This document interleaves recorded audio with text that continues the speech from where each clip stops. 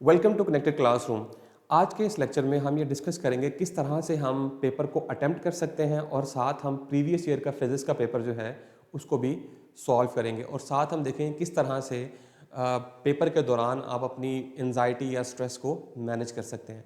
तो अगर आप ये पेपर देख रहे हैं तो ये 2025 का पेपर है, फिजिक्स का लास्ट ईयर का पेपर है। और जब आपको जो है वो ये शीट मिल जाती है एमसीक्यू शीट, तो ये इस तरह से आपको नज़र आती है। तो सबसे पहले जो आपने देखना है वो ये है कि आपने अपना रोल नंबर लिखना है यहाँ पे। लेट से मैं आपसे कहता हूँ कि आपका रोल नंबर है 24563000, ये आपका रोल नंबर है। तो आपने अपना रोल नंबर जो है वो यहाँ पे पुट कर दिया। अब पुट करने के बाद जो आपने सबसे पहला काम करना है वो ये है कि आपने बबल्स फिल करने हैं। तो अगर आप देखें तो हर डिजिट के नीचे एक कॉलम नज़र आ रहा है आपको। तो यहाँ देखिए आपके 2 है, तो इस कॉलम में 2 कहाँ नज़र आ रहा है आपको? एग्जैक्टली यहाँ पे नज़र आ रहा है। तो आपने इसको क्या किया, ऐसे प्रॉपरली जो है वो फिल कर दिया है। इसी तरह 4 के नीचे भी आपने 4 को देखना है और इस तरह यहाँ पे आपने क्या किया है, इसको भी फिल कर दिया है। फिर आपने देखना है 5, ये देखिए इसको भी आपने बबल को प्रॉपरली जो है वो आपने फिल करना है क्योंकि ये स्कैन होगा। देन 6 इस तरह से, ठीक है। उसके बाद आप देखिए 3, तो आपने ऐसे इसको फिल कर दिया है। उसके बाद देखिए 0, ओके, एंड देन 0। तो सबसे पहला काम आपने विदाउट पैनिक किए आपने आराम के साथ जो है वो अपना रोल नंबर लिखना है। रोल नंबर लिखने के बाद आपने बबल्स को क्या करना है, फिल कर देना है। तो ये आपने अब अपना जो रोल नंबर है और बबल्स जो हैं वो फिल कर लिए हैं। अच्छा, इसमें एक और बात आपने याद रखनी है और वो ये है कि आपने बबल्स को ऐसे फिल नहीं करना कि थोड़ा सा फिल कर दिया छोड़ दिया, ये रॉन्ग मेथड है। इसी तरह से आपने इसको ऐसे फिल नहीं करना, ये भी रॉन्ग मेथड है। आपने इस पर टिक नहीं लगाना, ये भी रॉन्ग मेथड है। इसी तरह से आपने इसको मतलब कि इस तरह इसको और बड़ा नहीं कर देना, ये भी रॉन्ग मेथड। तो आपने कोशिश करनी है जिस तरह मैंने बबल प्रॉपरली फिल किए हैं, आपने भी एग्जैक्टली बबल्स को ऐसे ही फिल करना है, ठीक है। तो ये पहला स्टेप है आपका। उसके बाद हम मूव करते हैं आंसर शीट नंबर। अब आपका जो बेसिकली जो आपको ई शीट दी जाएगी वो मैंने यहाँ पे साइड पे ओपन की हुई है। ये आपको ई शीट जो है वो दी जाएगी। अब इस ई शीट के ऊपर साइड पे यहाँ पे 1 2 3 4 5 6 लेट्स से कोई नंबर प्रिंट हुआ होता है जो कि इस ई शीट का नंबर होता है। आपने इसी नंबर को जो है वो आपने क्या करना है, आपने यहाँ पुट करना है ऐसे 1 2 3 4 5 6। अपनी ई शीट से देख के आपने यहाँ पे आंसर शीट नंबर लिख देना है, ओके। उसके बाद आपको ये पोर्शन नज़र आ रहा है इन्विजिलेटर साइन का, ये आपने फिल नहीं करना। यहाँ पे साइन आपने नहीं करने। यहाँ पे जो भी स्टाफ ड्यूटी कर रहा होगा आपके साथ वो यहाँ पे आके साइन करेगा, फाइन।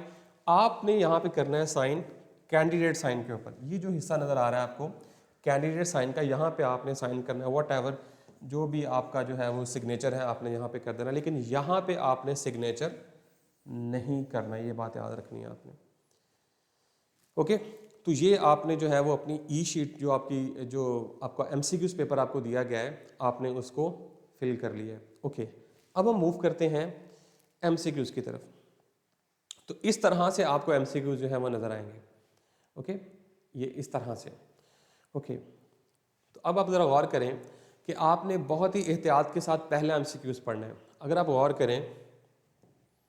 गौर करें तो पहला एमसीक्यूज है हमारा 1 पिकोग्राम। अब आपको ये समझ आ गई होगी कि ये 1 पिकोग्राम जो है ये बेसिकली कहाँ से आया है हमारे पास, ये प्रीफिक्स है।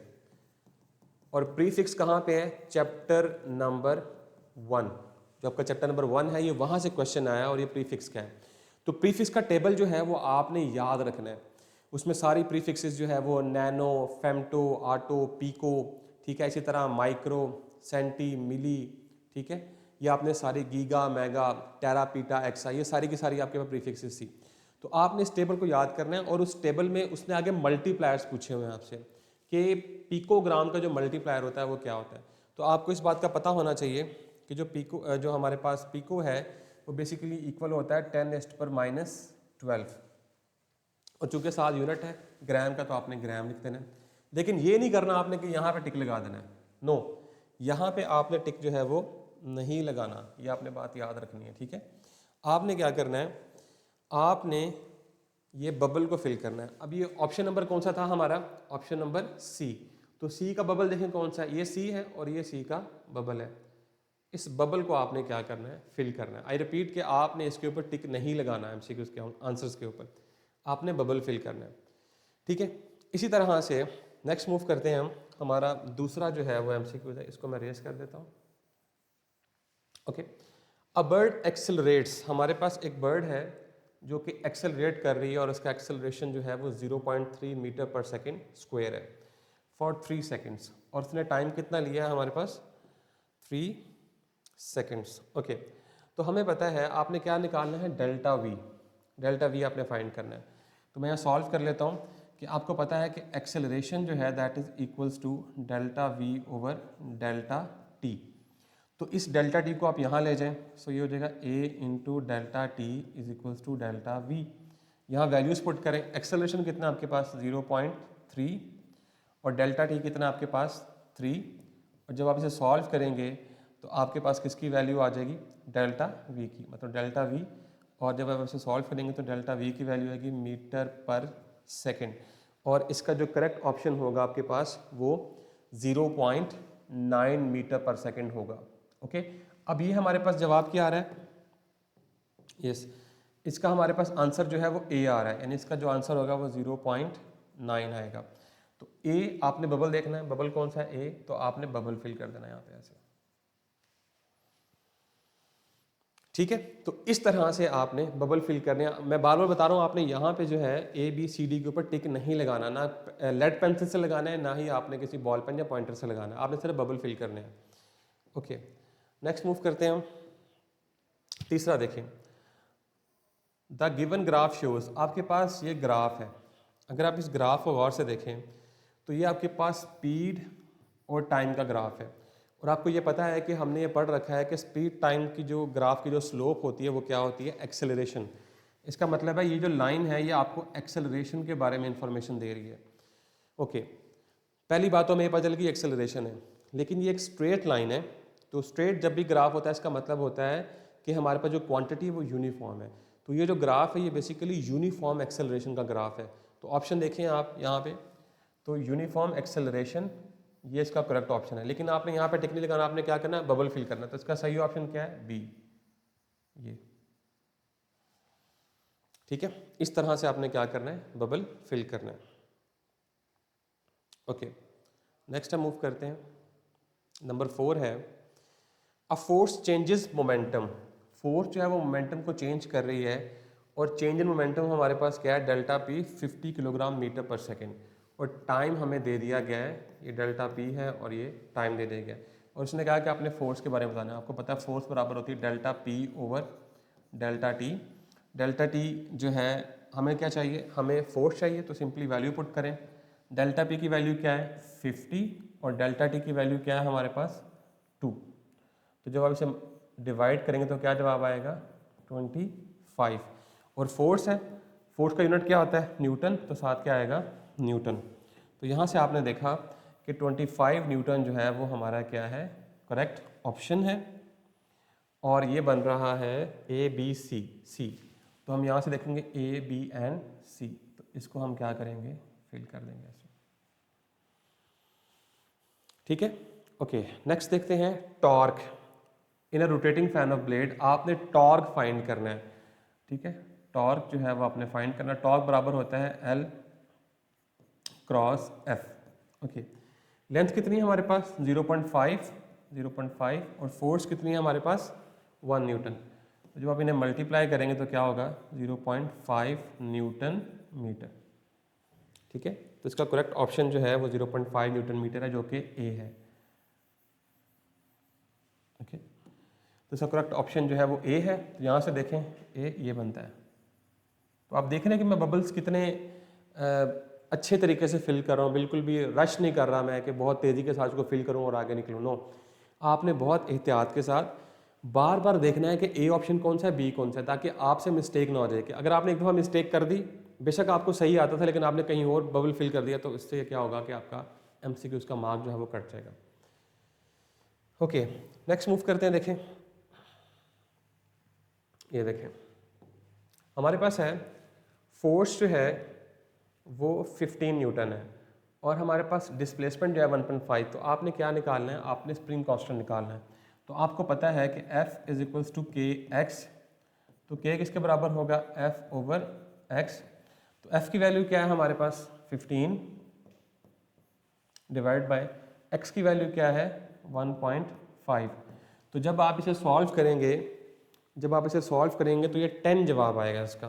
कैलकुलेटर से जब आप सॉल्व करेंगे 10 जवाब आएगा और क्या होगा, न्यूटन पर मीटर। ठीक है, तो आपने यहाँ पे देखा कि हमारे पास दो आंसर है, ये भी 10 न्यूटन मीटर है, ये 10 न्यूटन पर मीटर है, तो इसका सही ऑप्शन ये वाला है। ठीक है, तो ये बन रहा है ए। तो मैं क्या करूँगा कि ए वाला जो बबल है इसे क्या करूँगा, फिल कर दूंगा। ओके, आगे चलते हैं। ओके, हमारे पास है 7, अ मशीन लिफ्ट्स 200 न्यूटन लोड। तो हमारे पास जो लोड है या वेट है या फोर्स है, इसको आप वेट भी कह सकते हैं, इसको आप फोर्स भी कह सकते हैं, और वो कितनी है 200 न्यूटन। ओके, और कितनी हाइट पे आप लेके गए हैं 30 मीटर, तो हाइट जो है वो 30 मीटर है, और टाइम कितना है 50 सेकेंड्स। 50 सेकेंड्स। तो आपने एवरेज पावर जो है वो क्या करनी है, कैलकुलेट करनी है।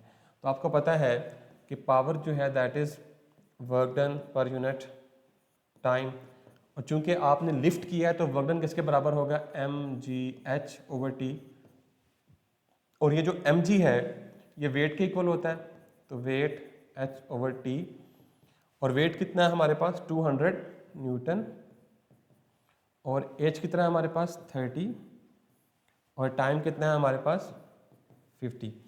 तो जब हम इसे सॉल्व करेंगे तो इसका जो आंसर होगा वो 120 वाट आएगा। यस, इसका जो आंसर आएगा वो 120 वाट आएगा। तो हम देखेंगे हमारा राइट ऑप्शन क्या है इसके अंदर, तो ये 120 वाट जो है ये हमारा करेक्ट ऑप्शन है। तो इस तरह से आप इसे क्या कर सकते हैं, सॉल्व कर सकते हैं। ठीक है, तो सिंपल आपने फार्मूला पुट किया और आपके पास आंसर आ गया। ओके, अब ये क्या है, A B and C, A B and C, तो ये वाला इसका करेक्ट बबल है, तो आपने इस बबल को क्या करना है, फिल करना है। ठीक है, ओके, नेक्स्ट मूव करते हैं। 8 है, ability of a thermometer to show temperature variation uniformly and equally. Yes, तो अगर कोई हमारे पास टेम्परेचर स्केल जो है, थर्मामीटर जो है, वो इक्वली वेरिएशन शो कर रहा है टेम्परेचर के अंदर, यानी टेम्परेचर चेंज जो है वो इक्वली उसमें वेरिएशन शो कर रहा है, तो इस प्रॉपर्टी को हम कहते हैं लीनियरिटी। लीनियरिटी इसकी प्रॉपर्टी होती है। और अगर वो कम से कम टेम्परेचर डिफरेंस को मेजर कर रहा है तो उसे हम क्या कहते हैं, सेंसिटिविटी। अगर उसकी रेंज बहुत ज़्यादा टेम्परेचर डिफरेंस को मेजर कर सकता है तो वो रेंज कहलाती है। लेकिन यहाँ पे उसने पूछा है कि यूनिफॉर्मली एंड इक्वली, तो इसका सही ऑप्शन जो है वो लीनियरिटी है, और ये क्या बन रहा है, बी। तो इसका करेक्ट ऑप्शन जो है वो बी है। ठीक है, ओके, उसके बाद है नेक्स्ट है, an electromagnet can be found in. Yes, electromagnet जो है वो कहाँ पे मौजूद हो सकता है, रेफ्रिजरेटर में होता है, डिजिटल क्लॉक में होता है, सोलर पैनल में होता है, या फिर इलेक्ट्रिक फैन में।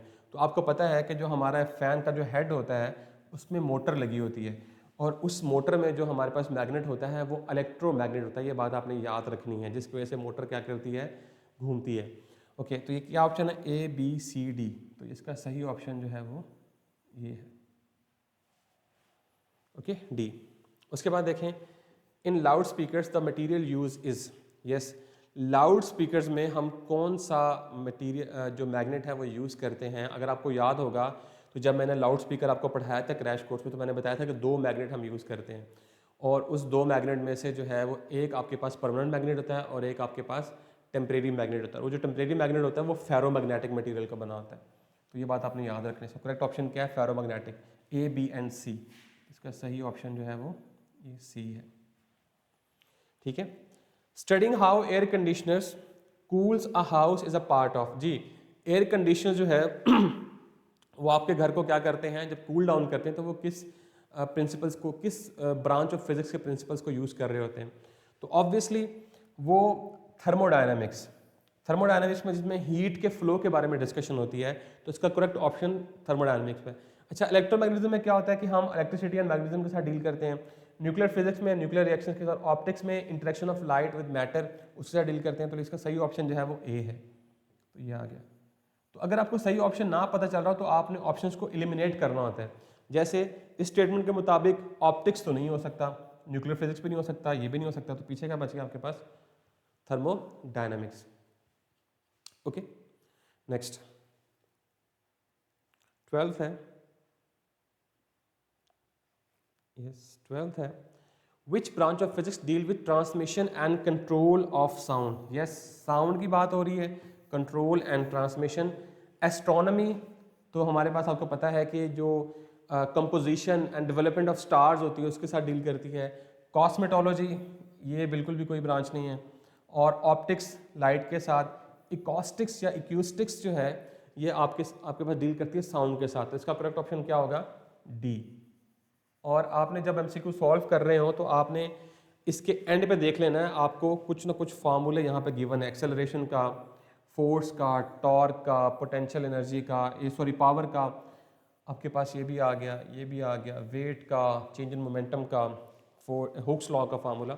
तो अगर आप गौर करें तो यही सारे फार्मूले जो हैं वो हमने एमसीक्यूज में यूज़ किए हैं। तो आपने बहुत एहतियात के साथ एमसीक्यूज पढ़ना है। और फिर अगर तो न्यूमेरिकल बेस्ड एमसीक्यूज है तो फिर आपने क्या करना है कि आपने इन ऑप्शंस, इन फार्मूलों को देखना है कौन सा फार्मूला जो है वो एडजस्ट हो रहा है उस न्यूमेरिकल में। ओके, तो ये हमारे थे एमसीक्यूज। तो अगर आप देखें, एक और बात भी देखें कि आप किस तरह से एलिमिनेट कर सकते हैं। आप देखें कि इसकी प्रोबेबिलिटी ठीक होने की कितनी है। लेट से मैं इसकी बात करता हूँ, 25%, 25%, 25% और ये भी 25%। ओके ओके, नाउ अब अगर हम एलिमिनेट करते हैं यहाँ से, देखें मैं कहता हूँ कि ऑप्टिक्स नहीं हो सकता। अब मेरे पास कितने रह गए? 3 ऑप्शंस। तो तीनों कितने हो गए? 33.3%, 33.3%, 33.3%। आप देखें पहले 25% प्रोबेबिलिटी थी ठीक होने की, अब इन तीनों की प्रोबेबिलिटी कितनी है? 33.3%। मतलब अब इंक्रीज की है प्रोबेबिलिटी ठीक होने की। अगर मैं इसको भी एलिमिनेट करता हूँ तो फिर क्या होगा? फिर ये होगा कि ये भी 50% पे आ जाएगा और ये भी 50% पे। तो आप जब एलिमिनेट करते हैं ऑप्शंस को, डिस्ट्रैक्टर्स को, तो आपके एमसीक्यूज की जो ठीक होने की प्रोबेबिलिटी होती है वो क्या होती है? पहले से बढ़ जाती है। ठीक है, तो ये बेसिकली अंडरलाइन जो आपको मतलब कि प्रोसीजर होता है जब आप एलिमिनेट करते हैं तो किस तरह से प्रोबेबिलिटी जो है वो बढ़ती है। ओके, तो यहाँ तक तो जो था हमने एमसीक्यूज को डिस्कस कर लिया है। अब हम ज़रा चलते हैं ई शीट। अच्छा, जब आप एमसीक्यूज फिलअप कर लेंगे तो साथ ही आपका जो है वो सब्जेक्टिव पार्ट स्टार्ट हो जाएगा ऐसे। अब इस सब्जेक्टिव पार्ट को सॉल्व करने के लिए आपको एक ई शीट दी जाएगी इस तरह से, और आपने अगेन क्या करना है, यहाँ पे अपना जो भी रोल नंबर आप लिखना चाहते हैं 1 2 3 4 5 6 7, अगेन आप क्या करेंगे, यहाँ बड़ी एहतियात के साथ जो है उसको फिल करेंगे ऐसे 1 देन 2, ये तो मैं आपको एग्जांपल के तौर पे बता रहा हूँ किस तरह से आपने बबल फिल करने हैं। आपका रोल नंबर जो भी होगा आपने बहुत एहतियात के साथ उसे क्या करना है, सॉल्व करना है और यहाँ पे लिखना है। अगेन आपने क्या किया कि आपने अपना रोल नंबर जो था वो पुट कर दिया। Okay, name of examination, yes, ये कौन सा आपके पास एग्ज़ाम है? SSC 1 और आपने लिखना है फर्स्ट एनुअल। ओके, सब्जेक्ट कौन सा आपका? फिजिक्स।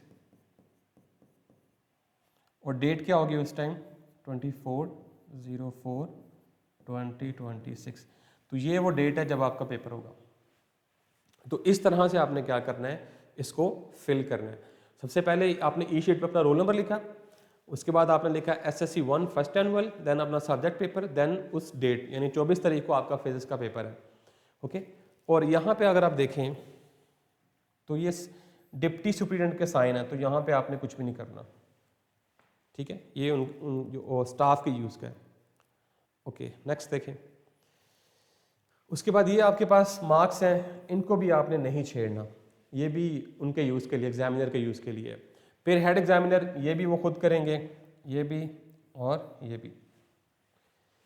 तो ये आपने यहाँ पे बिल्कुल कुछ नहीं करना। ओके, नेक्स्ट मूव करते हैं।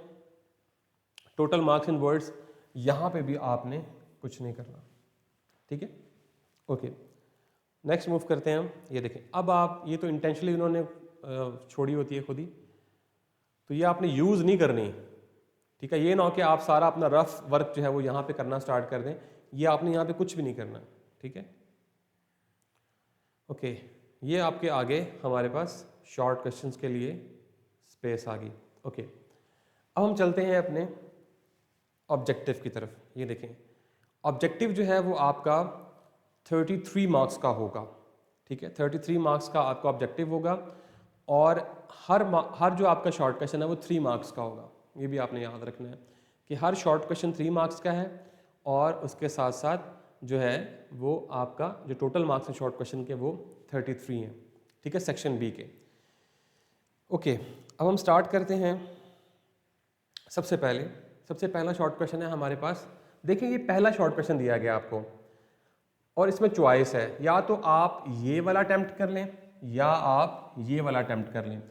तो जो भी आपको शॉर्ट क्वेश्चन आता होगा, लेट्स से इसका आंसर नंबर क्या है, क्वेश्चन नंबर 2 का 1, तो दोनों में से कोई भी आपने जो लिखना है वो चूज कर लेना है। देन उसका जो आंसर है वो आपने यहाँ पे लिखना है, क्वेश्चन नंबर 2 पार्ट नंबर 1। अब यहाँ पे आपको ए या बी लिखने की ज़रूरत नहीं है, ठीक है। आपने दोनों सेक्शन में से, मतलब कि आपने इधर वाला अटैम्प्ट करना है या दूसरा चॉइस वाला अटैम्प्ट करना है, दोनों में से जो सा भी अटैम्प्ट करना है उसका आंसर आपने यहाँ पे लिख देना है। और नंबर 1 थिंग कि ये कोई लाइन नहीं है, ये ना हो कि आप लोग यहाँ से आंसर स्टार्ट करें, नो, यहाँ से आपने आंसर स्टार्ट नहीं करना। आपने आंसर स्टार्ट करना है यहाँ से आपने क्या करना है, आंसर स्टार्ट करना है। और कोई भी दोनों में से, यानी कि मैं आपको बताना ये चाह रहा हूँ कि आप बेशक ये वाला चूज़ करें या ये वाला चूज़ करें, आपने इन दोनों में से किसी एक का जो आंसर है वो यहाँ पे लिखना है। और स्टार्ट कहाँ से करना है, यहाँ से इस लाइन से स्टार्ट नहीं करना। और ये जो आपको नीचे लाइन नज़र आ रही है, ये वाली डॉटेड लाइन, इससे ऊपर आपने लिखना है। मतलब ये आपकी लास्ट लाइन है, इससे आपने नीचे नहीं लिखना है, क्योंकि उन्होंने इसको क्रॉप करके स्कैन करना होता है। इस वजह से अगर आप यहाँ से नीचे लिखेंगे, जब वो क्रॉप करेंगे तो वो इसमें कट जाएगा, तो वो स्कैनिंग में नहीं आएगा। तो आपने इस लाइन से ऊपर और इस लाइन से नीचे इस हिस्से में आपने सारा जो है वो अटैम्प्ट करना है। और लेट्स से अगर आपने डायग्राम बनानी है तो आप शॉर्ट क्वेश्चन में अटैम्प्ट करें तो साइड पे इतनी सी जगह रख लें डायग्राम के लिए डेजिग्नेट कर लें। यहाँ पे इतने से हिस्से पे आप कोई भी डायग्राम बना दें। लेट्स से आपने जो है वो पेंडुलम की डायग्राम बनानी, तो आप यहाँ बना के उसको लेबल कर सकते हैं ऐसे। और बाकी सारी स्पेसेस में जो है वो आप क्या करेंगे, अपना आंसर जो है वो क्या करेंगे, नोट डाउन करेंगे, ठीक है। यहाँ क्लियर हो गया। तो डायग्राम का इशू भी सॉल्व हो गया। अगर आपकी डायग्राम आसान है और छोटी है तो इसको डब्बे को आप और छोटा कर लें ताकि साइड पे बनाएं, ताकि पता हो कि आपको डायग्राम बनानी आती है या आपको पता है डायग्राम का। ओके, नेक्स्ट मूव करते हैं। ये देखें, पहला शॉर्ट क्वेश्चन हमारे पास यस, ये देखें, differentiate between scalar and vector quantities, give 2 examples of each. अब ये क्वेश्चन जो है वो पूरे 3 मार्क्स का है। तो आपने बताना है कि स्केलर क्या होता है, वेक्टर आपको पता है। स्केलर जिनके पास सिर्फ मैग्नीट्यूड होती है, ऐसी क्वांटिटीज या ऐसी क्वांटिटी जिनके पास मैग्नीट्यूड और डायरेक्शन दोनों चीज़ें होती हैं, उन्हें हम वेक्टर क्वांटिटीज कहते हैं। और उसने कहा है 2 एग्जाम्पल्स, तो आपने दोनों की 2 एग्जाम्पल देनी है। जैसे फॉर एग्जाम्पल वेक्टर की एग्जाम्पल क्या हो सकती है कि फोर्स है आपके पास, मोमेंटम है। स्केलर की क्या होती है, मैस है, टाइम है। तो ये 2 एग्जाम्पल्स आपने देनी है।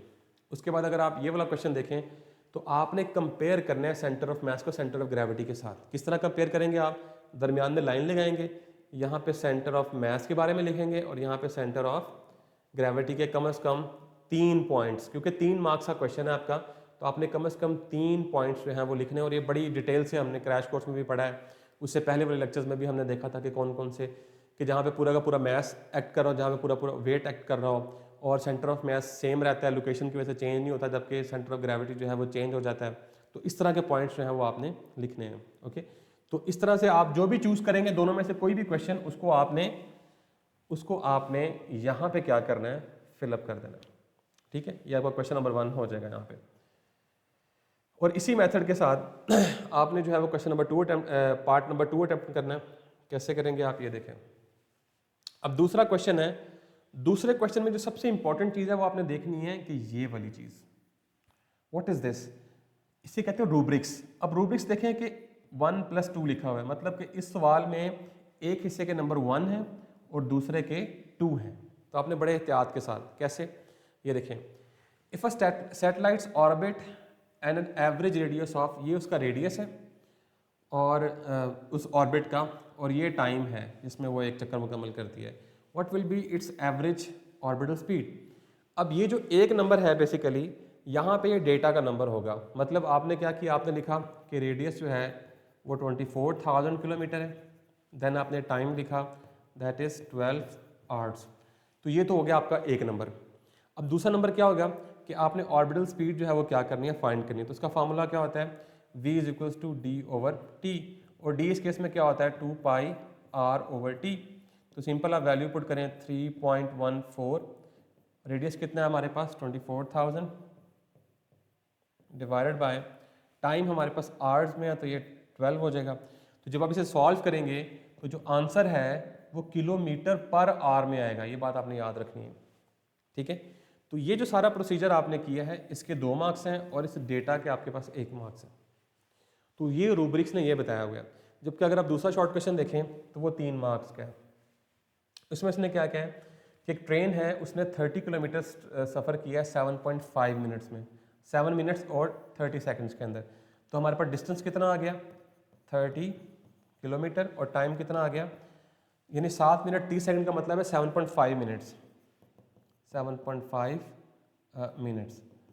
तो हम क्या करेंगे कि हम, अगर आप कंफ्यूज हो रहे हैं तो मैं इसको बट्टे को ख़त्म कर देता हूँ, दोबारा लिखता हूँ 7.5 मिनट्स। तो मैंने आंसर निकालना है किलोमीटर पर आवर में। तो हम कोशिश करते हैं कि जो हमारी ऑर्बिटल वेलोसिटी है वो किलोमीटर पर आवर में हो। तो मुझे क्या करना पड़ेगा, इस 7.5 को मैं डिवाइड करूँगा 60 के साथ, तो ये आवर्स में कन्वर्ट हो जाएगा। तो यहाँ से वैल्यू आपके पास आ जाएगी आवर्स में, और फिर आप सिंपल क्या करेंगे v is equals to D by T, यहाँ पे वैल्यू पुट करेंगे और ये किलोमीटर पर आवर में आपके पास आंसर आ जाएगा, ठीक है। तो यहाँ पे इस पूरे सोल्यूशन के आपके पास 3 नंबर हैं, लेकिन यहाँ पे आपके पास 1 नंबर डाटा का था और 2 नंबर सोल्यूशन के थे। तो आपने रूब्रिक्स को बड़े ध्यान से देखना है, ठीक है। इस रूब्रिक्स के मुताबिक जो है वो आपने सॉल्व करना है। अब इन दोनों क्वेश्चन में से आप जो भी चूज़ करेंगे उसको आप क्या करेंगे, क्वेश्चन पार्ट नंबर 2 में लिख देंगे यहाँ पे, ठीक है। यहाँ पे अगर आप गौर करें तो यहाँ से आपका आंसर स्टार्ट होगा, ठीक है, और ये यहाँ तक आप लिख सकते हैं। मतलब यहाँ से स्टार्ट करेंगे आप और यहाँ तक आप लिख सकते हैं। और कोशिश करें अगर आपके पास है सॉल्व करने वाला है, जैसे न्यूमेरिकल टाइप सा क्वेश्चन है, तो आप इस तरह करें कि इसके 3 हिस्से कर लें, ऐसे 1 2 3, यानी यहाँ पे आपके पास डेटा आ जाएगा ऐसे, ठीक है। यहाँ पे आप फार्मूला लगा के सॉल्व कर सकते हैं इसको। इस तरह ना हो कि आप जो है वो दरमियान से स्टार्ट करें और यहाँ पे जो है वो दरमियान से लिखना स्टार्ट करें और फिर आप कहें जी ये ख़त्म हो गया, फिर आप कभी यहाँ लिखते फिरें कभी यहाँ लिखते फिरें, तो वो गलत हो जाएगा। या आप सबसे आसान तरीका ये है कि आप इसके 2 हिस्से कर लें अगर न्यूमेरिकल सॉल्व कर रहे हैं। तो यहाँ से स्टार्ट करना शुरू करें और यहाँ पे लाके ख़त्म कर दें, ठीक है। ओके ओके, नंबर 3 है। नंबर 3 देखें आप, अगेन रूब्रिक्स 1 एंड 2। पहला नंबर है what kind of motion does a butterfly have. तो आप बताएंगे नंबर 1 रैंडम मोशन, तो इसका आपको 1 नंबर मिल जाएगा, random motion. Briefly describe this kind, फिर आप नीचे क्या करेंगे कि रैंडम मोशन की डेफिनेशन लिखेंगे, तो उसके आपको मिलेंगे 2 नंबर, ठीक है। तो ये दोनों स्टेप करेंगे तो आपको जो है 3 नंबर मिलेंगे। अगर आप सिर्फ डायरेक्ट जो है वो रैंडम मोशन की डेफिनेशन लिखाएंगे, ये नहीं लिखेंगे, तो आपको सिर्फ और सिर्फ 2 नंबर मिलेंगे, आपका 1 नंबर जो है वो माइनस हो जाएगा। तो सबसे इंपॉर्टेंट चीज़ है कि आपने रूब्रिक्स पे ध्यान करना है, ठीक है। उसके बाद आपने क्या करना है कि magnetic and non magnetic materials को कंपेयर करना है। ऐसे मटेरियल्स जिनमें नेचुरल मैग्नेटिज्म होता है उसे मैग्नेटिक कहते हैं, या जो अट्रैक्ट हो जाते हैं मैग्नेटिक फील्ड में, या फिर जिनको मैग्नेटाइज किया जा सकता है उनको मैग्नेटिक मटेरियल कहते हैं। और जो मैग्नेटिक मटेरियल नहीं हो सकते या इनको जो हम नहीं बना सकते या मैग्नेटिक फील्ड से अट्रैक्ट नहीं होते उनको हम नॉन मैग्नेटिक मटेरियल कहते हैं। तो ये दोनों का डिफरेंस है। आप क्या डिफरेंस कैसे करेंगे, मैंने बताया आपको कि दरमियान में लाइन लगा के magnetic and non magnetic materials, कम से कम 3 पॉइंट्स, नंबर कितने हैं 3, तो 1 2 3 डिफरेंसेस जो है वो आपने लिखने हैं, ये कंपेयर करना है इनको, ठीक है। और इसी तरह ये क्वेश्चन नंबर 3 है, इसका आंसर जो है वो आपने क्या करना है, पार्ट 3 का यहाँ पे लिख देना है। ये देखें यहाँ तक आपके पास जो है वो मौजूद है। यहाँ से स्टार्ट करेंगे आप और यहाँ पे ख़त्म करेंगे, ठीक है। ओके, नेक्स्ट चलते हैं। ओके, नंबर 4 है a car has kinetic energy this. अगर हम उसकी वेलोसिटी को डबल करते हैं तो उसकी काइनेटिक एनर्जी कितनी चेंज होगी, determine with the help of equation. तो आपने बच्चे क्या करते हैं, बच्चे डायरेक्ट लिख देते हैं कि अगर वेलोसिटी को डबल करेंगे तो काइनेटिक एनर्जी जो है वो हमारे पास 4 टाइम इंक्रीज हो जाएगी। नो, फिर आपको मार्क्स नहीं मिलेंगे। उसने नीचे मेंशन कर दिया है कि आपने इक्वेशन की मदद से बताना है। इक्वेशन की मदद से कैसे बताना है आपने, काइनेटिक एनर्जी का फार्मूला क्या होता है, 1/2 mv²। अगर आप इसको डबल करेंगे तो क्या होगा, 2v का स्क्वायर, तो ये क्या बनेगा 1/2 m4v का स्क्वायर। तो 4 शुरू में आएगा और 1/2 mv²। तो काइनेटिक एनर्जी जो नहीं होगी वो किसके बराबर होगी, 4 times of previous kinetic energy. तो ये सॉल्व करना है आपने। अगर आप डायरेक्ट लिखेंगे 4 टाइम इंक्रीज हो जाएगी तो शायद आपको 1 नंबर मिले या वो 1 भी ना दे। क्यों, क्योंकि उसने मेंशन किया है यहाँ पे, अगर आप गौर करें तो उसने मेंशन किया है कि इक्वेशन की मदद से आपने बताना है, तो आपने इसको सॉल्व करना है, ठीक है। आगे, एन ऑब्जेक्ट वेट्स 200 न्यूटन। एक ऑब्जेक्ट है उसका जो वेट है वो 200 न्यूटन है, जबकि ऑन अर्थ, और 50 न्यूटन है उसका कहाँ पे, किसी अननोन प्लैनेट पे। तो आपने ग्रेविटेशनल फील्ड स्ट्रेंथ फाइंड करनी है। तो ग्रेविटेशनल फील्ड स्ट्रेंथ कैसे करते हैं आप, फोर्स पर यूनिट मैस। अब हमारे पास तो मैस नहीं है, फोर्स है। फोर्स कितनी है अननोन प्लैनेट के ऊपर, 50 न्यूटन। अब मैस कहाँ से आएगा, तो आपको पता है कि W = mg।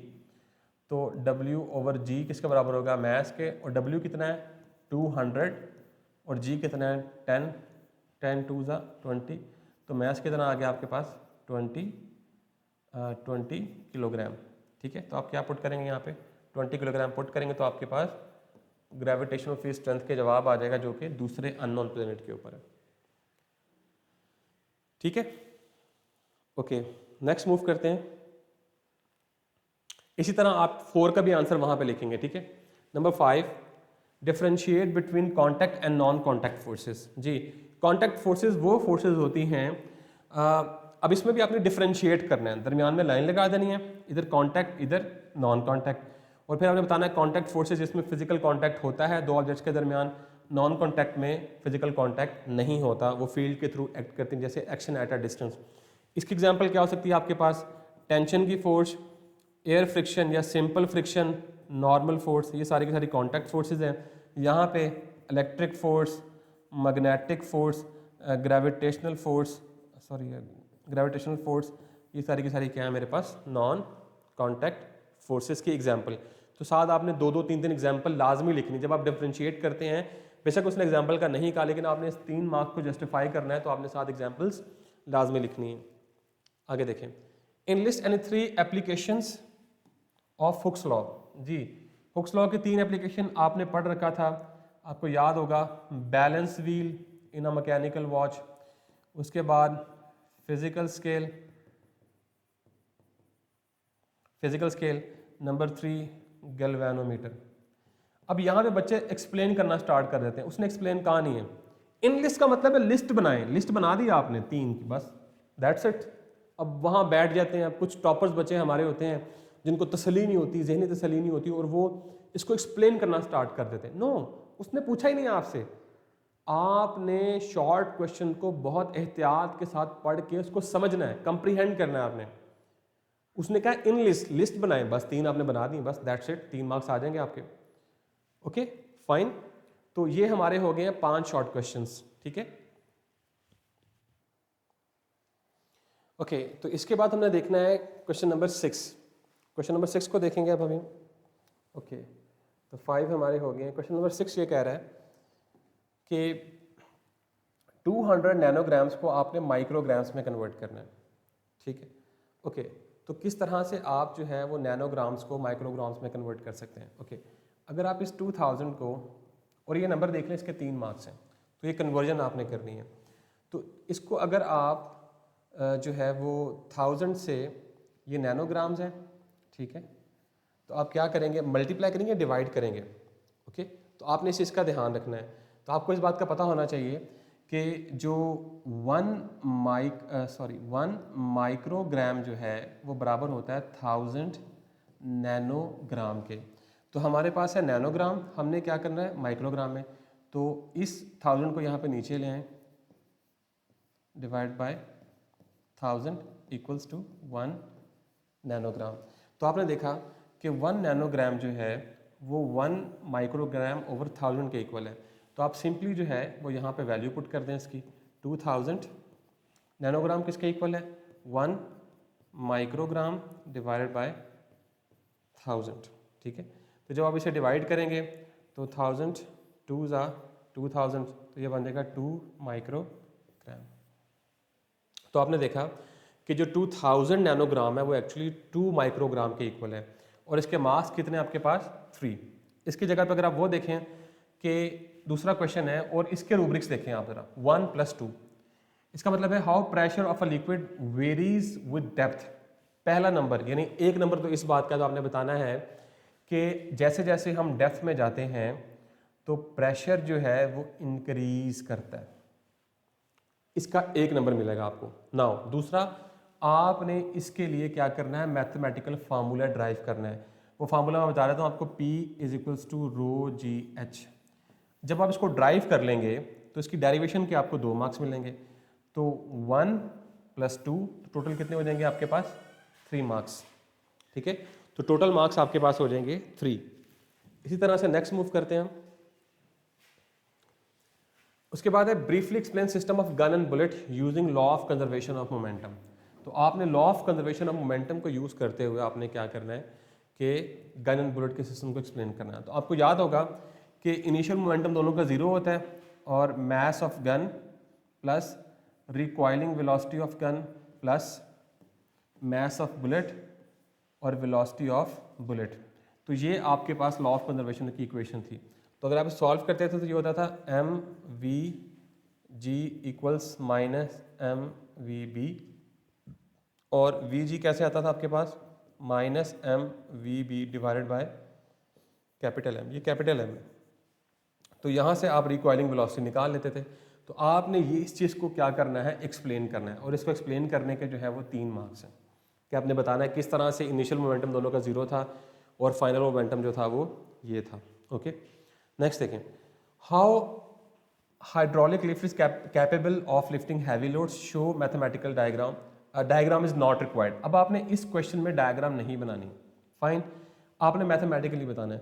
तो मैथमेटिकली आप ये आपको पता है कि हम वो अप्लाई करते थे पास्कल्स लॉ, प्रेशर होता है वो दोनों तरफ बराबर होता है। फिर आप ये इक्वेशन ड्राइव करते हैं, F2 = A2/A1 × F1। तो इस इक्वेशन को आपने क्या करना है, डिराइव करना है। इस इक्वेशन को डिराइव करने के आपके पास 3 मार्क्स होंगे। याद रहे कि आपने इसमें डायग्राम नहीं बनानी। ओके, नेक्स्ट देख लें, how powerful is car engine if it does. अगर कितना पावरफुल इंजन है कि अगर वो इतना काम 1 मिनट में कर रहा है, तो सिंपल आपने क्या करना है, power work done per unit time, work कितना आपके पास 3 × 10⁻⁷ जाउल, और टाइम कितना है 1 मिनट। 1 मिनट में कितने सेकंड होते हैं, 60 सेकंड। अगर आप इसे सॉल्व करेंगे तो आपके पास वॉट में आंसर आ जाएगा, ठीक है। इसी तरह से व्हाट इज इम्पल्स। इम्पल्स हमने कहा था change in momentum, that is equals to force into delta T. इस चीज़ को हम क्या कहते हैं, इम्पल्स। और ये किस तरह से फोर्स के साथ रिलेटेड होती है, तो आपने इस इक्वेशन के थ्रू जो है वो क्या करना है, बताना है कि इम्पल्स क्या होती है। इम्पल्स ये होती है कि जो मोमेंटम में चेंज आता है, कितना अब्रप्ट आता है या कितना स्लो आता है, उस चीज़ को हम डिफाइन करते हैं इम्पल्स के साथ। और इस कॉन्सेप्ट को हम तब यूज़ करते हैं जब हमारे पास फोर्स कांस्टेंट नहीं होती।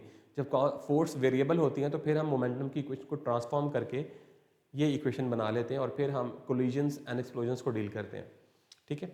ओके, नेक्स्ट है हमारे पास a solid cylinder of height. Cylinder की हाइट ये है और डायमीटर ये है और उसका मैस ये है। आपने उसकी डेंसिटी निकालनी है, तो आपको पता है डेंसिटी = मास पर यूनिट वॉल्यूम, ठीक है। तो हमारे पास मैस जो है वो 350 किलोग्राम है, लेकिन हमारे पास वॉल्यूम नहीं है। तो सिलेंडर का जो वॉल्यूम का फार्मूला होता है दैट इज़ πr²h, लेकिन हमें डायमीटर दिया गया, तो आपको पता है कि रेडियस जो है वो डायमीटर का हाफ होता है। तो डायमीटर 2 है, तो 2 रेडियस कितना आ गया हमारे पास 1 मीटर। तो सिंपल आप यहाँ पुट करें 3.14 × 1 का स्क्वायर 1 होता है, इंटू h कितना है हमारे पास, h हमारे पास है 1.25। तो जब आप इसे सॉल्व करेंगे तो यहाँ से आपके पास वॉल्यूम आ जाएगा और इस वॉल्यूम को आप पुट करेंगे फिर यहाँ पे और यहाँ से आपके पास डेंसिटी आ जाएगी। ठीक है, ये 3 नंबर का क्वेश्चन था। ओके, देन है आपने थर्मोमीटर जो है उसकी वर्किंग बतानी है। थर्मोकपल अगर आपको याद होगा तो हम एक तरफ जो थे वो लेते थे, हमारे पास एक कैंडल होती थी और ये इसका हॉट एंड होता था, फिर ये 2 कोल्ड एंड होते थे और इस कोल्ड एंड के साथ हम एक वोल्ट मीटर लगाते थे जो कि इसको in the form of EMF, इस टेम्परेचर डिफरेंस को, ये हॉट था ये कोल्ड था, और इस टेम्परेचर डिफरेंस की मदद से वो क्या करता था कि इस टेम्परेचर डिफरेंस को ईएमएफ में कन्वर्ट करता था या वोल्टेज में कन्वर्ट करता था। तो इसे हम क्या कहते थे, थर्मोकपल थर्मामीटर।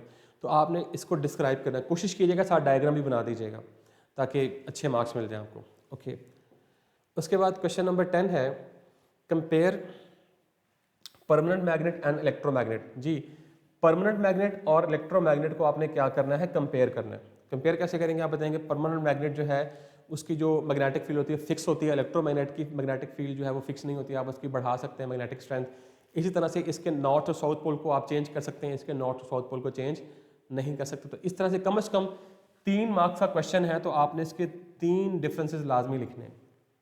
ओके, नेक्स्ट देखें आप, can direction of velocity and acceleration be in opposite direction, क्या हो सकती है। तो देखिए अब इसके 2 पार्ट आ गए। पहले आपने बताना है कि क्या हो सकती है या नहीं। लेट्स से हो सकती है, यस, तो ये आपको 1 नंबर इस बात का मिल जाएगा। फिर दूसरा नंबर है कि आपने एक्सप्लेन करना है। तो आप कैसे एक्सप्लेन करेंगे कि जब हमारी गाड़ी जो है वो ब्रेक अप्लाई कर रही होती है तो वेलोसिटी की डायरेक्शन ये होती है और एक्सेलरेशन की डायरेक्शन उसके ऑपोजिट होती है, दोनों के दरमियान 180 का एंगल होता है। ठीक है, तो इस चीज को एक्सप्लेन करने के 2 नंबर हैं और इस यस या नो के सिर्फ 1 नंबर है।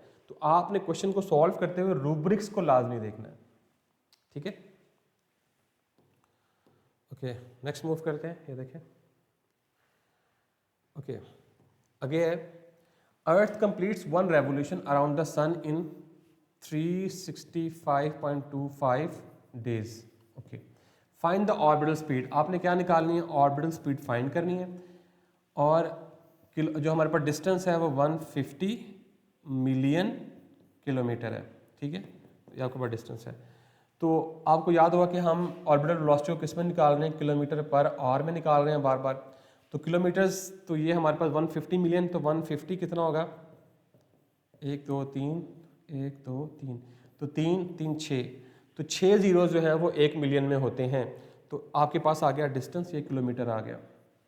ठीक है, और आर को कैसे करेंगे आप, सिंपली 365.25 को आप क्या करेंगे 24 आवर्स के साथ मल्टीप्लाई करेंगे तो आपके पास ये जवाब आ जाएगा आवर्स में। तो इस आर के जो जवाब है, ऊपर आप लिखेंगे डिस्टेंस और नीचे टाइम, तो यहाँ से जो जवाब आएगा उसको आप टाइम की जगह पुट करेंगे और इसको आप डी की जगह पुट करेंगे तो आपके पास ऑर्बिटल वेलोसिटी आ जाएगी। और ये कितने मार्क्स का आपके पास, 3 मार्क्स का। उसके बाद देखिए, is it possible to accelerate an object without speeding up और स्लोइंग डाउन, जस्टिफाई। तो आपने जस्टिफाई करना है कि ना तो हम उसकी स्पीड को बढ़ा सकते हैं और ना स्पीड को कम कर सकते हैं। तो फिर हमारे पास दूसरा ऑप्शन क्या है कि हम उसकी डायरेक्शन चेंज करेंगे, क्योंकि अगर आप वेलोसिटी में चेंज लाना चाहते हैं तो वेलोसिटी में चेंज 2 तरह से आ सकता है, या तो आप उसकी स्पीड को बढ़ाएं या कम करें, या उसकी डायरेक्शन को आप चेंज करें। तो अगर आप किसी भी ऑब्जेक्ट को सर्कल में मूव करवाएंगे तो सर्कल में मूव करवाते हुए तो हर पॉइंट पे जो उसकी डायरेक्शन है वो क्या होती है, चेंज होती है, और डायरेक्शन के चेंज होने से एक्सेलरेशन पैदा होता है और उसे हम क्या कहते हैं, सेंट्रीपिटल एक्सेलरेशन या फिर रेडियल एक्सेलरेशन। तो यहाँ तक आपने देखा कि हमने शॉर्ट क्वेश्चन जो थे, ये आपके पास टोटल 11 शॉर्ट क्वेश्चंस थे और इन 11 शॉर्ट क्वेश्चंस को हमने क्या किया है, एक्सप्लेन कर दिया है और आपको ये भी बता दिया है कि किस तरह से आप इन 11 शॉर्ट क्वेश्चन को ई शीट के ऊपर क्या कर सकते हैं, सॉल्व कर सकते हैं। याद रखिएगा कि जो क्वेश्चन नंबर होगा उसी क्वेश्चन नंबर के आंसर को आपने यहाँ लिखना है। ये ना हो कि ये 6 की प्लेस है और आप यहाँ पे 4 का आंसर लिख रहे हैं तो वो गलत हो जाएगा। ठीक है, ओके, अब हम नेक्स्ट मूव करते हैं क्वेश्चन नंबर 2। ये 10 हो गया। Okay, question number 3। अब यहाँ से आपका जो सेक्शन स्टार्ट हो रहा है वो हो रहा है सेक्शन सी, और सेक्शन सी जो है इसमें आपने लॉन्ग क्वेश्चन अटेम्प्ट करने हैं। अगेन इस लाइन से आपने स्टार्ट नहीं करना, आपने स्टार्ट करना है यहाँ से। तो अब हम देखते हैं क्वेश्चन नंबर 3 क्या कहता है। यस, ये देखें, ये आपके सारे शॉर्ट क्वेश्चन हो गए। अब यहाँ से आपका जो है वो सेक्शन सी जो है वो स्टार्ट हो रहा है। ओके, ये सेक्शन सी है और ये 20 मार्क्स का है, ठीक है। और इसमें आपके पास 4 लॉन्ग क्वेश्चन है और हर लॉन्ग क्वेश्चन जो है उसके आपके पास कितने पार्ट्स हैं, हर लॉन्ग क्वेश्चन जो है उसके 2-2 पार्ट्स हैं। मतलब आप चॉइस ले सकते हैं कि ये वाला करना चाहते हैं, ये वाला करना चाहते हैं। जैसे मैंने आपको अभी ई शीट में दिखाया कि ई शीट में हमारे पास ये वाला जो आंसर है ये क्वेश्चन नंबर 3 का है, ठीक है। तो क्वेश्चन नंबर 3 में आप चूज कर सकते हैं कि आप ये वाला करना चाह रहे हैं, आप ये वाला करना चाह रहे हैं, या फिर आप ये वाला करना चाह रहे हैं। डिपेंड करता है आपके ऊपर, ठीक है। अब आ जाए रूब्रिक्स के ऊपर। तो रूब्रिक्स उसने डिस्कस किए हैं 1, 2 एंड 2। मतलब सबसे पहले आपने डिफाइन करना है मैनोमीटर क्या होता है। तो मैनोमीटर हमारे पास एक ऐसी डिवाइस होती है जिसकी मदद से हम फ्लूइड का जो प्रेशर है उसको क्या कर सकते हैं, फाइंड आउट कर सकते हैं with the help of fluid dynamics, ठीक है। तो इस बात का आपको मिलेगा 1 नंबर। फिर दूसरा ये देखें, आपने इसकी डायग्राम बनानी है, तो डायग्राम बनाने के मिलेंगे आपको 2 मार्क्स। और फिर अगले 2 मार्क्स जो हैं वो आपने 4 एप्लीकेशन लिखनी है इसकी। तो इन 4 एप्लीकेशन के आपके पास 2 मार्क्स होंगे, ठीक है। जैसे आप इसकी जो एप्लीकेशन लिख सकते हैं कि वैक्यूम मेजर कर सकते हैं, फ्लो रेट मेजर कर सकते हैं, किसी भी वाटर टैंक का लेवल मेजर कर सकते हैं, लीकेज मेजर कर सकते हैं। तो ये 4 एप्लीकेशन जो हैं वो आप कोट कर सकते हैं और उन एप्लीकेशन के 2 मार्क्स हैं। उसके बाद देखिए next, what is meant by base and physical quantities, ठीक है, derive quantities and base quantities. तो अगर आप इन दोनों का जो है वो डेफिनेशन लिखेंगे तो आपको 2 मार्क्स मिलेंगे। Give 3 examples of each with symbol and their SI units. अगर आप दोनों की बेस की और ड्राइव क्वांटिटीज की 3 example with their units and their symbol, तो फिर आपको इससे कितने मार्क्स मिलेंगे, 3 मार्क्स मिलेंगे। तो इस तरह से आपके लॉन्ग क्वेश्चन की डिवीजन हुई है। तो आपने रूब्रिक्स पे ध्यान करना है कि रूब्रिक्स में आपको कितने कितने मार्क्स किस चीज़ के बताए गए हैं। अगर आप कोई एक चीज़ भी मिस करेंगे तो फिर आपके मार्क्स कट हो जाएंगे, ठीक है। नेक्स्ट देखें, उसके बाद है, तो ये जो आप लिखेंगे इसके लिए आपके पास स्पेस है यहाँ पे, ये देखें। और आपने एक ही अटैम्प्ट करना है। अब कुछ टॉपर बच्चे जो होते हैं उनकी ज़हनी तसल्ली नहीं होती, तो वो कोशिश करते हैं कि उसके साथ और लिख के और साथ दूसरा भी अटैम्प्ट कर लेते हैं। तो मैं बता दूं आपको कि वो गलत हो जाएगा। आपको जो एक सही आता है आपने वही अटैम्प्ट करना है। ये देखें क्वेश्चन नंबर 3 का पेज आपको ये भी एक गिवन है, उसके बाद पेज नंबर 2 भी गिवन है, इसको भी आप यूज़ कर सकते हैं। और फिर आपके पास पेज नंबर 3 भी गिवन है। तो आपके पास 3 पेजेस जो है वो गिवन है और आप इसको बहुत अच्छे तरीके से क्या कर सकते हैं, यूज़ कर सकते हैं। उसके बाद हमारा नेक्स्ट है क्वेश्चन नंबर 4। ये देखें क्वेश्चन नंबर 4 देखें, explain the limitations of Newton laws of motion. जी आपने लिमिटेशन बतानी है। अब इसके 5 नंबर हैं। अब हमारी बुक में सिर्फ 2 मेंशन है, तो कैसे 5 आप अटैम्प्ट करेंगे। तो अगर आप मेरा लेक्चर देखें क्रैश कोर्स का न्यूटन लॉज के ऊपर, उस पर लिमिटेशन भी लिखा हुआ है, तो वहाँ मैंने कोई सी 5 लिमिटेशन जो है वो डिस्कस की है। मतलब रिलेटिविस्टिक स्पीड पे ये अप्लाई नहीं होता, कॉम्प्लेक्स सिस्टम पे अप्लाई नहीं होता, एक्शन एट अ डिस्टेंस की वजह से अप्लाई नहीं होता, नॉन इनर्शियल फ्रेम पे अप्लाई नहीं होता, इस तरह अटॉमिक एंड सब अटॉमिक पार्टिकल्स के ऊपर अप्लाई नहीं होता। तो वो मैंने 5 वहाँ पे लिमिटेशंस मेंशन किए हैं। तो आप काइंडली जो क्रैश कोर्स का जो हमारे पास लेक्चर है न्यूटन लॉज के ऊपर, वो काइंडली देखिएगा, उसमें मैंने डिस्कस किया हुआ है। ओके नेक्स्ट देखें, 10 फील्ड्स ऑफ फिजिक्स, और इसके कितने नंबर हैं, 5। यानी अगर आप 2 फील्ड्स लिखेंगे प्रॉपर तो फिर आपको 1 मार्क मिलेगा। तो आपने 10 फील्ड लिखनी है, जैसे एस्ट्रोफिजिक्स हो सकती है, एस्ट्रोनॉमी हो सकती है, थर्मोडायनामिक्स हो सकती है, मैकेनिक्स हो सकती है, इसके अलावा जो है ऑप्टिक्स हो सकती है, एक्यूस्टिक्स हो सकती है, क्वांटम फिजिक्स हो सकती है, क्लासिकल फिजिक्स हो सकती है। तो ये सारी की सारी ब्रांचेस, इलेक्ट्रिसिटी एंड मैग्नेटिज्म हो सकती है, ठीक है। ये सारी की सारी आपके पास फिजिक्स की ब्रांचेस है, कोई भी 10 आपको आनी चाहिए, ठीक है। नेक्स्ट देखें, और इसके लिए आपके पास जो हमारे पास जगह है वो ये देखें, आपके पास पेज नंबर 1 गिवन है इसके लिए, उसके बाद पेज नंबर जो है वो 2 गिवन है। उसके बाद आप देखें कि ई शीट पे हमारे पास पेज नंबर 3 गिवन है। तो ये 3 पेजेस के ऊपर आप इसको अटेम्प्ट कर सकते हैं। ओके उसके बाद है क्वेश्चन नंबर 5। ये देखें, discuss earth magnetic field in context of. आपने अर्थ मैग्नेटिक फील्ड डिस्कस करनी है। पहला north and south poles with diagrams. तो पहले 3 नंबर आपको मिलेंगे अगर आप डायग्राम बनाएंगे और डायग्राम बना के आप जो है वो magnetic north and south pole को ड्रॉ करेंगे, ठीक है। जैसे हमने बनाई थी ये नॉर्थ, ये जोग्राफिकल पोल्स हैं ये दोनों, और ये दोनों मैग्नेटिक पोल्स हैं। तो इस डायग्राम को अगर आप प्रॉपरली बनाएंगे विद मतलब आपने साथ इसको लेबल कर विद लेबलिंग, तो आपको कितने मार्क्स मिलेंगे? 3। ओके, इसी तरह से दूसरा है बायोमैग्नेटिज्म। अगर आप बायोमैग्नेटिज्म को एक्सप्लेन करेंगे विद एग्जांपल तो आपको 2 मार्क्स मिलेंगे। तो इस तरह से आपके 5 मार्क्स हो जाएंगे। बायोमैग्नेटिज्म मतलब जो पिजन्स होते हैं हमारे पास, या माइग्रेटरी बर्ड्स होते हैं, या ह्यूमन ब्रेन होता है, ये मैग्नेटिक फील्ड प्रोड्यूस करती है। इस तरह वेल्स जो है वो मैग्नेटिक फील्ड प्रोड्यूस करती हैं, डॉल्फिन प्रोड्यूस करती हैं। तो वो एग्जाम्पल आपने यहाँ पे कोट कर रही है। उसके बाद आपके पास न्यूमेरिकल है। न्यूमेरिकल देखें तो उसने आपको एरिया दिया हुआ है।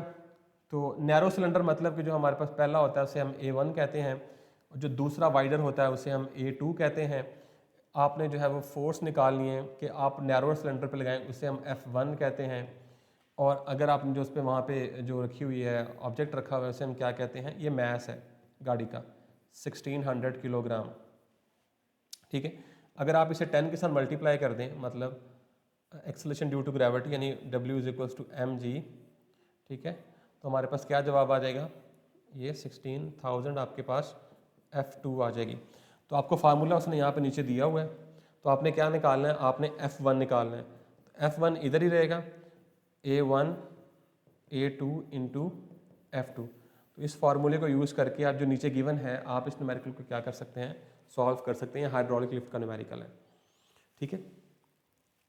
ओके, तो इसको आप इस जगह पे सॉल्व कर सकते हैं। इसके लिए आपको पेज नंबर 1 गिवन है, पेज नंबर 2 गिवन है, और पेज नंबर 3 गिवन है, ठीक है।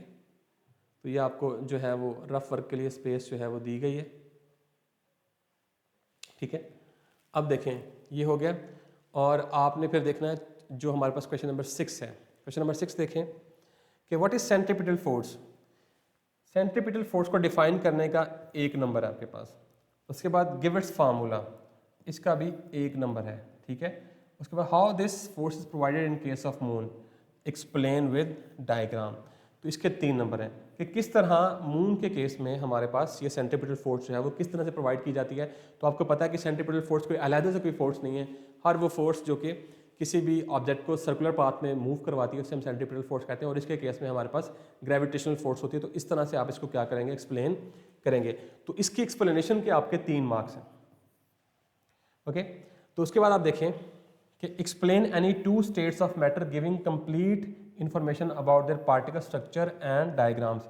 अगर आप 2 स्टेट्स को, कोई भी solid, liquid, gas and plasma में से कोई सी भी 2 स्टेट्स को एक्सप्लेन करते हैं, और कैसे एक्सप्लेन करना है आपने? अगर आप उनके पार्टिकल स्ट्रक्चर कि उनकी पैकिंग कैसी है ये बताएंगे और साथ डायग्राम्स बनाएंगे, तो फिर आपको 2.5 और 2.5 मार्क्स मिलेंगे। मतलब अगर आप एक स्टेट के बारे में एक्सप्लेन करते हैं, लेट्स से मैं कह रहा हूँ सॉलिड को एक्सप्लेन किया, उसके एटॉमिक स्ट्रक्चर या पार्टिकल स्ट्रक्चर को एक्सप्लेन किया, और साथ उसकी डायग्राम बनाई, तो मुझे 2.5 मार्क्स मिलेंगे। इस तरह लिक्विड के भी पार्टिकल स्ट्रक्चर और जब मैं बताऊंगा डायग्राम, तो फिर मुझे उसके भी 2.5 मार्क्स मिलेंगे। तो टोटल कितने हो जाएंगे मेरे पास? 5 मार्क्स। तो इस तरह से आप क्या कर सकते हैं? इसको अटैम्प्ट कर सकते हैं, ओके। अब जो इम्पोर्टेंट चीज़ है वो ये है, कि आपको यहाँ पे फार्मूले गिवन हैं ये वाले। तो जब भी आप कोई न्यूमेरिकल सॉल्व करने लगें या आंसर सॉल्व करने लगें, तो आपने देख लेना कि अगर उसका फार्मूला आपको भूल रहा है, तो आप यहाँ जो आपकी ये जो फार्मूला चीट शीट बनी होती है यहाँ पे, इसकी मदद से आप क्या कर सकते हैं? सॉल्व कर सकते हैं। तो ये था आज का हमारा लेक्चर। हमने 2025 का पास्ट पेपर जो था, जो पिछले साल आया था फर्स्ट एनुअल का, उसको हमने क्या किया? डिस्कस किया। आई होप सो कि आपने पेपर की जो टेक्निकलिटीज़ हैं, रूब्रिक्स हैं, इसके अलावा इन सब चीज़ों को आपने अंडरस्टैंड किया होगा। और आपने सबसे पहली बात तो ये है कि आपने पैनिक नहीं करना पेपर में, तो स्ट्रेस को मैनेज करना है। कोशिश करें अपने साथ एक अगर तो रमज़ान हमारा ख़त्म हो जाएगा इंशाल्लाह तब तक, तो आपने अपने साथ एक वाटर बॉटल कैरी करनी है, और चॉकलेट, कोई भी आप चॉकलेट जो है वो लाजमी कैरी करें ताकि आपका शुगर लेवल जो है वहाँ पे लो ना हो। तो ये 2 चीज़ें आपने अपने साथ कैरी करनी है, और बहुत ही मतलब आराम से पुरसकून तरीके से आपने पेपर को सॉल्व करना है। पैनिक करने की ज़रूरत नहीं है। ऐसा कभी भी नहीं होता, कुछ बच्चे जहाँ जैसे ही पेपर आता है वो फटाफट सारा पढ़ना शुरू कर देते हैं। नो, आपने आहिस्ता आहिस्ता जिसको अटैम्प्ट करना है उसको आहिस्ता आहिस्ता आपने क्या करना है? उसको पढ़ना है और उसको समझने की कोशिश करनी है। कम से कम 2 दफ़ा तो आप लाजमी क्वेश्चन को रीड करें, और साथ रूब्रिक्स को लाजमी देखें कि उसने क्या बात पूछी और उसके कितने नंबर लिखे हुए हैं, ठीक है। तो ये था आज का लेक्चर हमारा। मैं हूँ Zainul Abidin, this is signing off.